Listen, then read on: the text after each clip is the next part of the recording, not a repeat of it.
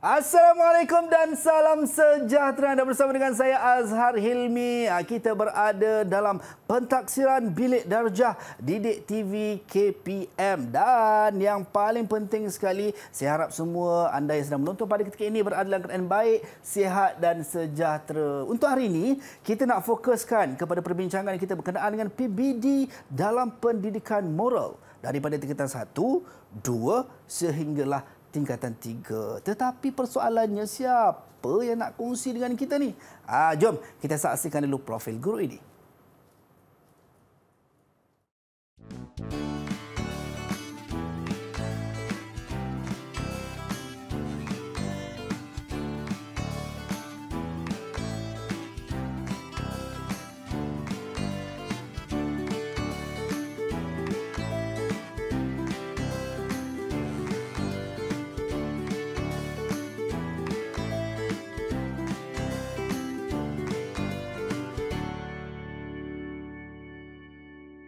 Baik, itu dia cikgu yang akan bersama dengan kita pada hari ini. Kita ada Cikgu Mageswari, anak perempuan Perumal Mudali, Ketua Panitia Pendidikan Moral SMK Jalan Reko, Kajang, Bandar Baru Bangi, Selangor. Hai cikgu. Hai, apa khabar cikgu? Sihat cikgu? Baik.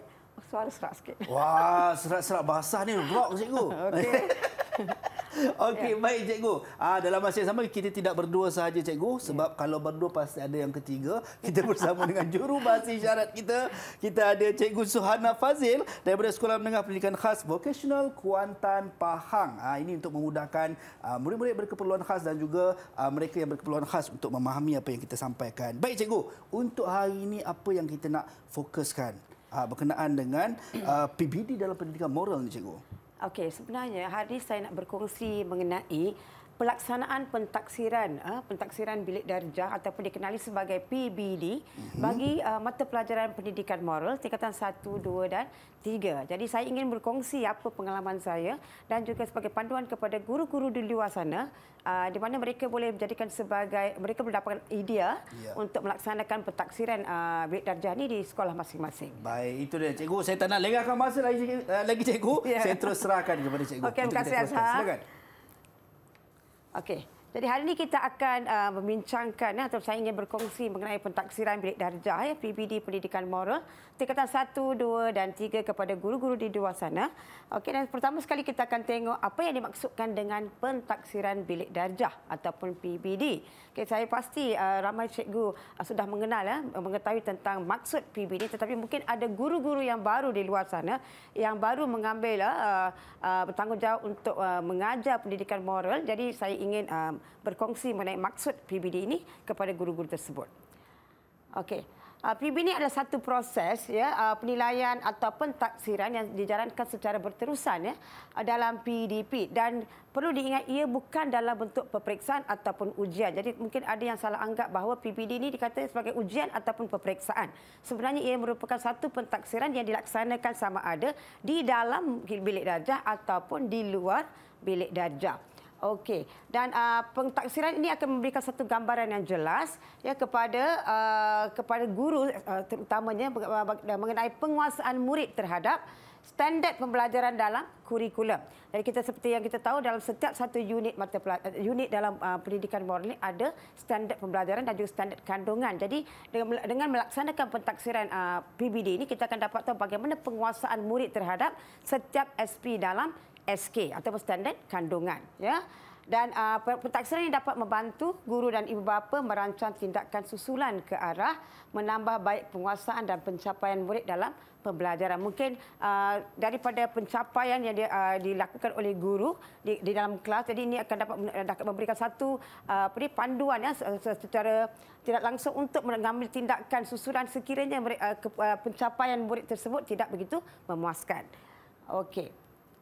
Jadi hari ini saya akan berkongsi dengan guru-guru di luar sana mengenai tajuk bidang 2, iaitu hubungan antara diri, komuniti dan masyarakat, terutama dalam buku teks kita boleh nampak unit 9, iaitu hargai alam warisan kita. Dan terutamanya saya akan membincangkan tentang standard kandungan 3.4, iaitu lindungi alam sekitar. Dan apa yang kita akan belajar ataupun saya telah memilih 3 standard pembelajaran daripada standard kandungan ini, iaitu mengenal pasti peranan masyarakat, Yang kedua kita akan mengkaji kesan aktiviti manusia terhadap keseimbangan alam sekitar, dan 3.4 ini 4.6 ini mengamalkan tingkah laku ke arah melindungi alam sekitar. Ya Azhar, jadi untuk segmen pertama ini yang saya akan tunjuk. Okey, jadi kita akan teruskan kepada segmen kedua selepas ini. Baik, itu dia cikgu. Kita dah tahu berkenaan dengan standard pembelajaran, dan dalam unit 9 tadi cikgu kata kita akan fokuskan kepada hargai alam warisan kita cikgu ya. Tapi anda semua jangan ke mana-mana, kembali selepas ini dalam Pentaksiran Bilik Darjah Didik TV KPM.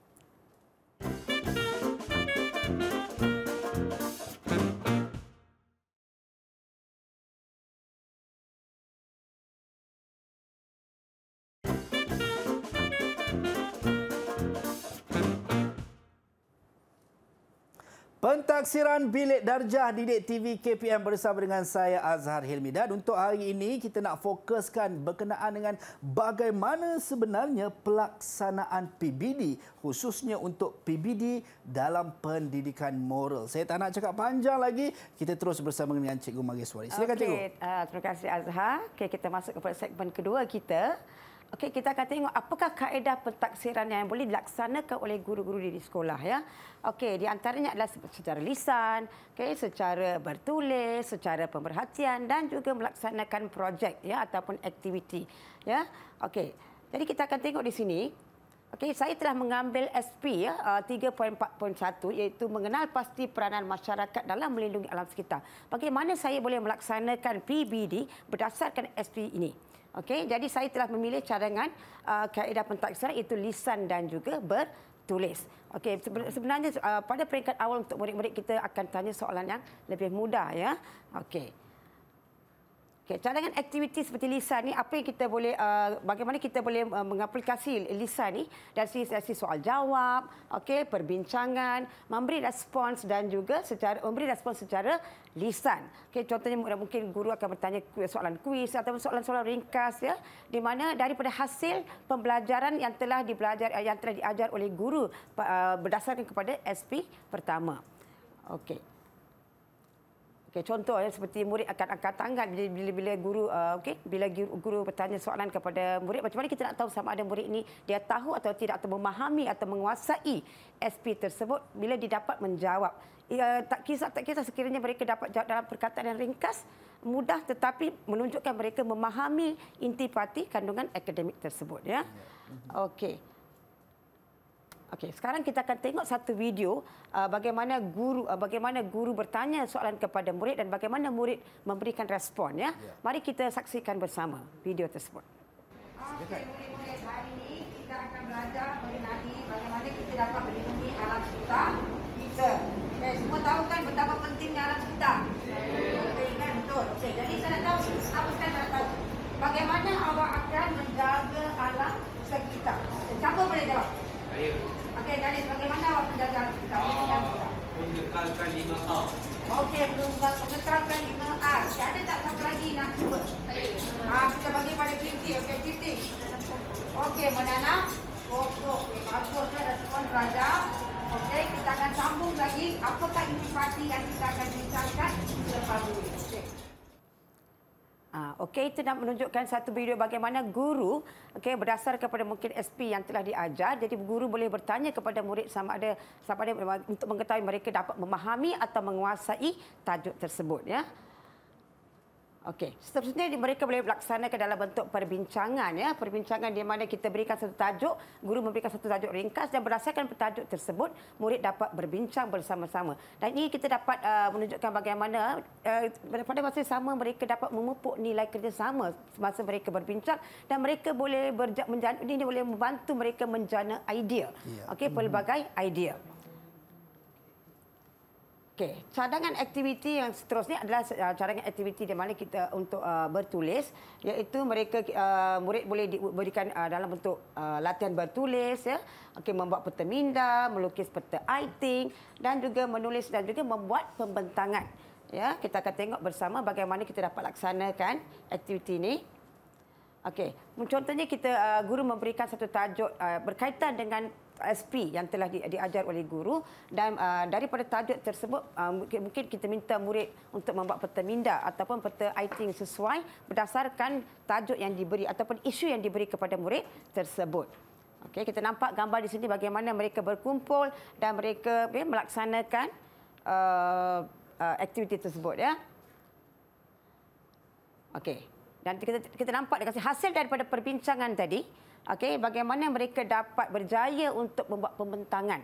Okey, hasil daripada penjanaan idea daripada beberapa rakan mereka, okey, mereka dapat membentang idea mereka dan ini juga pada masa yang sama dapat memupuk nilai keberanian dalam diri murid tersebut kerana mereka perlu tampil di hadapan untuk bersuara ya, untuk mengatakan jawapan mereka. Sebab kita dapati ramai murid di sini malu untuk tampil ke hadapan untuk memberi jawapan dan sebagainya. Okey.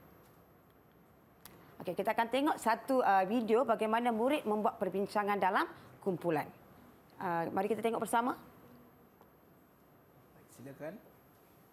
Okey, kita nampak di sini bagaimana murid dibahagikan kepada beberapa kumpulan yang kecil yang sebaiknya kalau boleh dalam 4 hingga 5 orang ya. Dalam satu kumpulan ini bergantung kepada bilangan murid dalam kelas tersebut dan kita berikan apa saja alatan yang diperlukan kepada mereka dan mereka boleh membuat perbincangan. Okay, kita tunggu bagaimana mereka dapat menghasilkan perbincangan daripada penjanaan idea ataupun daripada apa yang telah mereka pelajari atau fahami daripada SP tersebut. Ya. Ya. Okey. Okey, dan kita akan tengok bagaimana murid dapat membuat pembentangan pembentangan. Okay, mari kita tengok bagaimana murid membuat pembentangan. Video seterusnya. Perangai saya menjaga alat kita adalah penaga buku supaya untuk mendapatkan oksigen terlebih. Okey. Jadi dekat sini kita nampak bagaimana murid tersebut tampil ke hadapan dan berani memberikan jawapan. Tak kira sama ada jawapan itu betul ataupun tidak. Ini menunjukkan kita dapat memberikan pencapaian ataupun kita dapat menilai pencapaian murid itu dari segi kerjasama mereka, dari segi contohnya tanggungjawab untuk menghasilkan peta minda tersebut dan juga idea yang ditonjolkan. Ya. Okey. Okay, sekarang kita akan tengok satu video hasil daripada perbincangan kumpulan tadi bagaimana mereka dapat membuat catatan daripada hasil daripada pelbagai kumpulan. Okey, dipersilakan video seterusnya. Baik, ini hasilnya cikgu Ya, ini hasil peta minda daripada pelbagai kumpulan dan kita boleh nampak seperti macam kita adakan gallery walk ya di mana murid dia ada stesen-stesen tertentu dan mereka ni bergerak dari satu stesen ke stesen yang lain untuk mendapatkan maklumat tambahan. Yeah. Mungkin ada maklumat yang baru yang mungkin mereka tidak mereka tonjolkan dalam kumpulan mereka ya. Okey. Okey, ini adalah contoh hasil kerja murid menghasilkan peta minda. Kita nampak ada pelbagai jenis peta minda yang ditonjolkan secara kreatif. Okey, seterusnya saya telah mengambil SP 3.4.4 yang berkaitan dengan kesan aktiviti manusia terhadap keseimbangan alam sekitar. Untuk tajuk ini, okey, saya telah memberikan beberapa cadangan aktiviti seperti bertulis, membuat pembentangan dan juga pemerhatian. Sebab ini melibatkan penjanaan idea. Pelajar murid perlu tahu bagaimana sesuatu kesan dalam aktiviti manusia, bagaimana aktiviti manusia ini boleh menjejaskan keseimbangan alam sekitar. Okey. Contohnya dekat sini saya telah menggunakan cadangan teknik Part 21 itu round robin. Okey, round robin ini dilaksanakan bagaimana mereka akan kongsi idea. Maksudnya setiap individu akan berkongsi idea masing-masing. Jadi kita tengok bersama okey bagaimana round robin ini dilaksanakan. Table robin ya. Okey, mari kita tonton ni video. Baik, silakan. Okey. Ini kita nampak dekat sini table robin ataupun round robin ini di mana murid akan berkongsi satu kertas madu dan kertas madu ini akan diedarkan mereka akan pinjam, mereka berkongsi. Kertas itu akan bergerak daripada seorang ke seorang lagi di mana mereka akan menulis idea masing-masing. Ya, okey, tak payah nak bergerak ke mana-mana di tempat masing-masing ya. Yeah. Okey. Dan seterusnya kita nampak hasil daripada pembentang, hasil daripada perkongsian maklumat tadi, mereka wujudkan satu teknik peta iting, iaitu kita sebut sebagai peta iting sebab akibat. Okey, ini contoh bagaimana mereka dapat melaksanakan. Okey, kita tengok contoh video bagaimana murid membeli pembentangan hasil daripada table Robin tadi. Okey. Hari ini kumpulan saya akan berikan ancaman alam sekitar, sebab dan akibat. Sebabnya adalah kebalakan berat. Akibatnya suhu akan meningkat dan juga tempat tinggal haiwan hilang. Syahrin, adakah kesan lain dari sebab kebakaran? Ada, contohnya tumbuhan akan mati, oksigen akan berkurang. Okey, dari sini kita nampak interaksi daripada kumpulan itu dan juga kumpulan yang lain, mana terlibatnya soal menyoal dalam situasi tersebut. Ya, dekat sini kita dapat mengembangkan lagi pemikiran ataupun idea daripada murid-murid tersebut. Ya, okey. Dan seterusnya daripada hasil perbincangan tadi, murid mereka boleh membuat aktiviti gallery walk seperti yang saya tunjuk pada peringkat awal, di mana mereka dapat berkongsi maklumat daripada kumpulan-kumpulan yang lain. Jadi dengan ini mereka dapat maklumat tambahan. Okey, sebab mereka akan bincangkan pelbagai sebab dan juga akibat yang mungkin yang berbeza yang mana tidak dibincangkan oleh kumpulan yang lain. Ya, okey. Okey, kita akan tonton satu video berkaitan dengan gallery walk. Okey. Okey, di mana kita nampak murid mereka mengambil catatan daripada hasil peta IT tadi, di mana mereka dapat berkongsi maklumat. Ya, okey. Ini adalah hasil bagaimana hasil kerja murid menghasilkan peta IT. Okay, saya berikan dua contoh dekat sini. Okey, di mana kita akan nampak jawapan pun mungkin berbeza. Jadi dengan melakukan gallery walk ni, mereka dapat mengumpul lebih banyak maklumat dan mungkin lebih memahami tentang SP yang diajar oleh guru. Okay. Baik, itu dia cikgu. Saya rasa ini satu aktiviti yang mungkin sangat menarik cikgu untuk mungkin guru-guru di sana buat. Kalau tadi ada kaedah pentaksiran yang cikgu bagi sebagai cadangan, ada lisan, pemerhatian bertulis dan juga projek cikgu. Malah banyak lagi yang boleh dilaksanakan. Memang betul. Itu dia. Baik, dan kita nak berhenti rehat seketika cikgu. Anda semua jangan ke mana-mana kembali selepas ini dalam pentaksiran Bilik Darjah Didik TV KPM.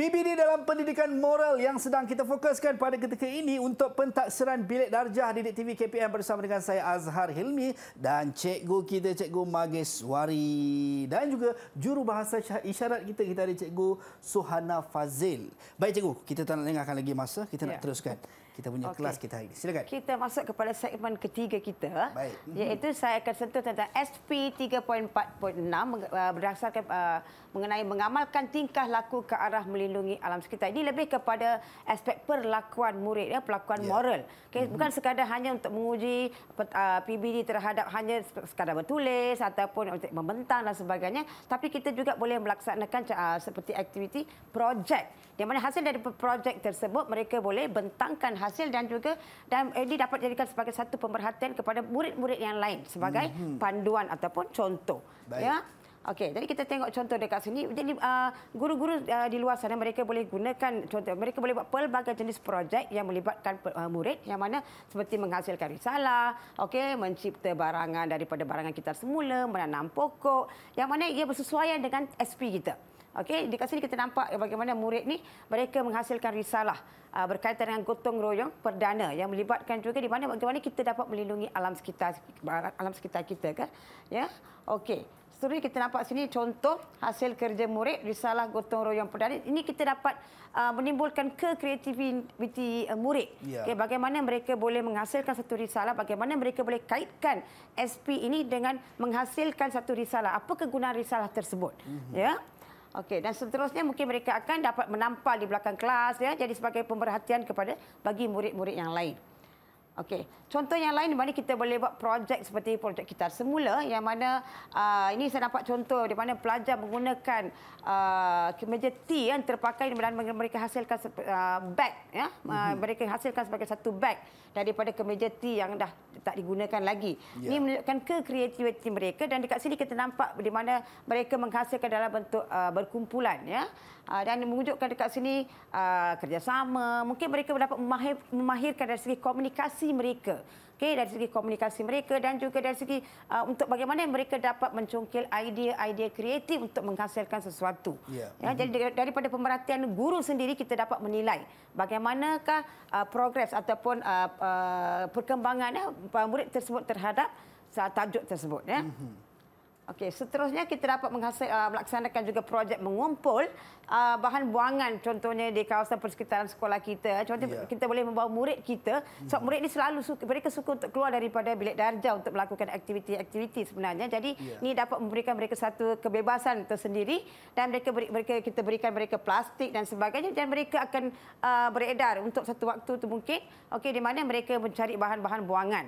Okey, ini menunjukkan kita dapat juga kita dapat memupukkan dalam diri mereka perasaan bersyukur perasaan bersyukur, perasaan berbangga untuk menjaga alam sekitar dalam keadaan yang baik Ini contoh di mana kita nampak hasil murid dapat mengumpul beberapa bahan buangan yang dibuang oleh mungkin pelajaran lain Okey. Dan seterusnya juga memang daripada peringkat pertama tadi saya ada tanya dengan murid bagaimana apakah peranan anda dalam menjaga atau melindungi alam sekitar. Murid menjawab menanam pokok. Okey, jadi mungkin kita boleh buat dalam bentuk projek di mana kita minta murid itu hands on, kita kata hands on di mana mereka menanam pokok itu sendiri dengan jadi mereka mungkin ini akan membolehkan mereka rasa lebih menarik untuk belajar. Contohnya untuk subjek pendidikan moral ini bukan sekadar hanya untuk membuat nota dan sebagainya. Jadi mereka melakukan aktiviti tersebut dengan sendiri. Jadi ini akan menarik perhatian murid. Okey. Dan secara pada peringkat akhirnya of course kita sudah semestinya kita guru akan membuat satu mereka akan mentafsir guru akan meletakkan satu standard prestasi bagaimana dari segi tahap penguasaan murid, iaitu kita ada tahap penguasaan 1 sehingga 6. Dan semestinya untuk setiap murid ni mereka perlu melalui setiap tahap penguasaan tersebut. Maknanya mereka tidak boleh melangkau daripada mungkin mereka tidak dapat TP pertama tetapi mereka telah pergi kepada TP 6. Memang tak boleh. Jadi mereka perlu memahami, menguasai setiap SP dalam di SKP. Jadi akan mengikut urutan. Ya, betul. Jadi mereka mesti perlu memahami secara keseluruhan tentang 3.4.1, 3.4.2. Jadi baru kita akan dapat menilai sama ada mereka telah menguasai secara keseluruhan. Jadi ini contoh di mana guru boleh jadikan sebagai panduan bagaimana guru boleh memberikan dari segi tafsiran kepada murid. Contohnya macam tadi kita nampak ada murid menghasilkan risalah contohnya ataupun mereka melibatkan diri mereka dalam mengumpul bahan-bahan buangan. Jadi kita nampak dekat sini mereka sudah memahami daripada peringkat atas dan mereka telah melaksanakan aktiviti dengan menunjukkan bagaimana mereka melindungi alam sekitar. Itu dah menunjukkan mereka telah mencapai TP 6. Jadi apapun setiap murid perlu melalui semua tahap penguasaan. Mereka perlu menguasai semua SP yang telah ditetapkan dalam DSKP sebenarnya. Dan saya rasa dengan cara pelbagai kaedah aktiviti yang dilaksanakan oleh guru dalam pentaksiran bilik darjah, ini akan dapat juga menarik minat murid-murid untuk belajar, untuk menjalankan aktiviti dan juga secara tidak langsung mereka dapat menguasai dan memahami apakah aspek ataupun kandungan akademik dalam unit tersebut. Jadi kita ada banyak unit, jadi untuk menguasai setiap satu mungkin mereka terpaksa melalui pelbagai masalah atau perintangan, mungkin dari segi penguasaan bahasa dan sebagainya. Sekiranya murid itu tidak mencapai mana-mana satu tahap penguasaan, guru perlu mengambil tindakan susulan untuk membantu murid tersebut supaya dia dapat mencapai. Baik. Dan inilah contoh perekodan di mana guru boleh buat di sekolah untuk setiap murid. Jadi guru perlu menilai setiap kali bila mereka buat PBD ni, guru perlu merekodkan untuk setiap aktiviti, untuk setiap SP maksud saya. Ini contohlah. Untuk saya ambil untuk SK 3.4. Ini di mana guru akan menanda sama ada telah dilaksanakan atau tidak dan apakah penguasaan murid tersebut. Baik, itu dia. Kita dah tahu tadi sampai 3.1, 3.2, 3.3 SP untuk memahamkan murid-murid dengan apa yang kita ajarkan. Mungkin sedikit rumusan cikgu untuk guru-guru yang sedang menonton pada ketika ini. Silakan. Okey, secara kesimpulan saya ingin menyatakan kepada semua guru di luar sana untuk lebih bersikap kreatif untuk menghasilkan pelbagai aktiviti untuk melaksanakan PB ini sebenarnya. Dan ada terdapat banyak modul-modul di luar di sana di mana mereka boleh jadikannya sebagai panduan. Tetapi PBD ini perlu dilaksanakan di dalam kelas supaya kita dapat mengetahui sama ada murid tersebut dapat menguasai SP tersebut.